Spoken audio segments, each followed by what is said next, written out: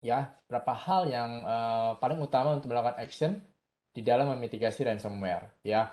Jadi hal pertama, ya, memang di sisi webinar ini kita harapkan teman-teman dapat men-setup ya, punya kemampuan di sistem IT kita untuk merecover application dan data ya dengan solusi-solusi dari Vim, NetEdge yang sudah dipaparkan dengan sangat baik, kita punya data protection dalam hal tersebut.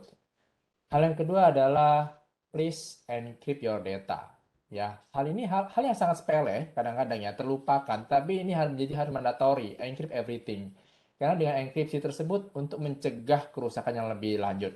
Katakanlah kita sudah terkena ransomware, data kita sudah di-encrypt dan di-lock oleh hacker. Hacker tersebut bisa memberikan atau mengancam untuk merusak, dia akan publish di internet, ya, merusak brand image kita. Tetapi bila data tersebut kita sudah encrypt, ya nothing ya, mean nothing di dunia internet ya. Nah, dan ini sangat-sangat penting ya, dan kita selalu remind terhadap customer AWS, enkripsi adalah hal yang paling utama. Dan seperti halnya kita, bahkan AWS team pun tidak bisa melihat data dari customer, karena customer melakukan enkripsi, dan key enkripsi tersebut dipegang oleh customer. Lalu patches. Nah, ini selalu apply dan utamakan secara otomatis. Nah, memanfaatkan service-service AWS ya. Dan AWS sudah mulai follow dengan security framework ya. NIST CSF tadi kita apply dengan security standard ya. Dan juga pastikan selalu monitor.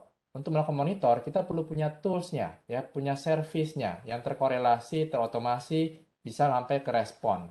Benar juga saat ini ya, Master System sementara kita membangun satu solusi ya dengan kombinasi tadi dari NetApp, tadi ya Vim dan OS. Nah ya, nah kira-kira nih Pak Indika nih, kira-kira solusi seperti apa yang dapat ditawarkan di Master System terkait dengan security backup solution ini, Pak? Oke, iya, thank you, Pak Misel. Dari Master System sebenarnya ada solusi yang kita mau coba tawarkan gitu ya. Nah, sebelum kita mau tawarkan solusi itu, kita coba lihat dulu nih ya, case-nya seperti apa gitu ya. Oke, di slide saat ini kita bisa lihat di slide ya, di sebelah kiri ada corporate site gitu ya, dan di sebelah kanannya kita lihat ada AWS Cloud Site. Nah, untuk menghubungkan dua site ini, ya, menghubungkan corporate site dan AWS Cloud, kita bisa menggunakan opsi AWS Direct Connect, gitu ya, kemudian ataupun VPN Gateway dan Internet. Nah, pada AWS Cloud site, kita lihat ya, di sini ada workload, di antaranya itu ada instance server, kemudian database server, kemudian juga ada Amazon RDS gitu ya, dan EFS. Nah, kemudian pada AWS Cloud Site ini kita akan coba mendeploy gitu ya. Kita akan deploy NetApp CPO. CPO itu adalah Cloud Volume on Tap. Ini produk NetApp gitu ya, yang ada di AWS. Kita bisa deploy di AWS. Yang berfungsi sebagai storage provider untuk capacity instance server dan instance database. Oke.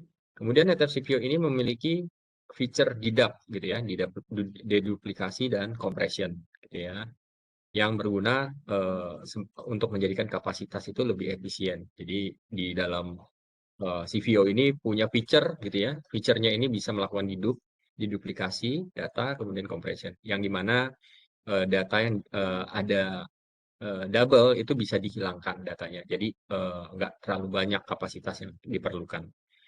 Kemudian selain sebagai storage provider, CPO ini juga bisa digunakan sebagai storage backup repository disk. Yang dimana repository disk ini nanti akan digunakan sebagai kapasitas untuk hasil backup dari sisi Vim. Selanjutnya kita akan deploy gitu ya. Kita akan deploy Vim Backup and Replication dan Vim Backup for AWS. Di mana dua produk Vim ini berfungsi sebagai backup software solution. Kita juga menggunakan AWS S3 ya di sini sebagai storage backup repository backup. Jadi selain CPO, kita menggunakan S3 bucket gitu ya untuk melakukan sebagai wadah tempat di mana hasil backup itu ditempatkan.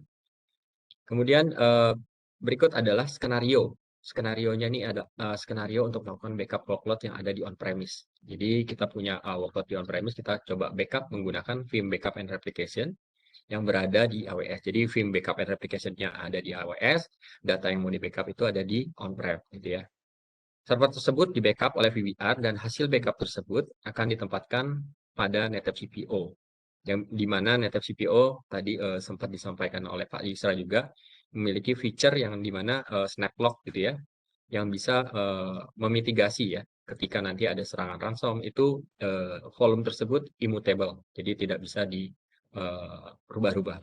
Kemudian akan dilakukan scale out juga setelah data dimasukkan ke dalam CPO, kita masih memungkinkan data itu kita lempar juga pindahkan ke S3 bucket setelah retensinya selesai di dalam CPO gitu ya.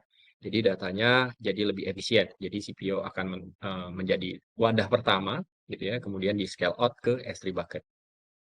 Selanjutnya workload yang ada di WS juga bisa dilakukan backup, yaitu instance server juga dapat di backup dan menggunakan VBR dan hasil backupnya ditempatkan di dalam CPO juga. Dan bisa juga diteruskan atau di scale out dengan AWS S3 bucket.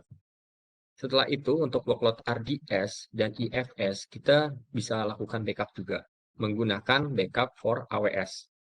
Untuk skenario ini, Vim backup for AWS akan mendapatkan hasil backup tersebut ke S3 bucket. Jadi tidak dimasukkan ke CPO, tetapi langsung dimasukkan ke dalam S3 bucket. Skenario yang telah disampaikan tadi ini adalah proses backup gitu ya. Tadi itu adalah proses backup skenario. Selanjutnya saya coba jelaskan gitu ya. Bagaimana proses dengan restore-nya ya. Nah, jika ada workload yang terkena ransomware gitu ya, atau problem dan membutuhkan recover, maka Vim dapat melakukan restore dari hasil backup repository yang ada pada NetApp CPO dan atau di AWS S3 bucket gitu ya. Jadi data yang di dalam CPO, hasil backupnya, ataupun yang ada di dalam S3 bucket, kita bisa lakukan restore menggunakan file tersebut. Proses restore ini mungkin lebih cepat ya, karena dibandingkan restore yang lainnya. Karena restore ini dilakukan di local site di AWS. Selain itu, sebagai solusi backup and restore, Vim ini juga bisa digunakan sebagai metode migrasi ataupun juga dapat digunakan sebagai testing workload yang ada di on-premise ke AWS Cloud. Seperti itu.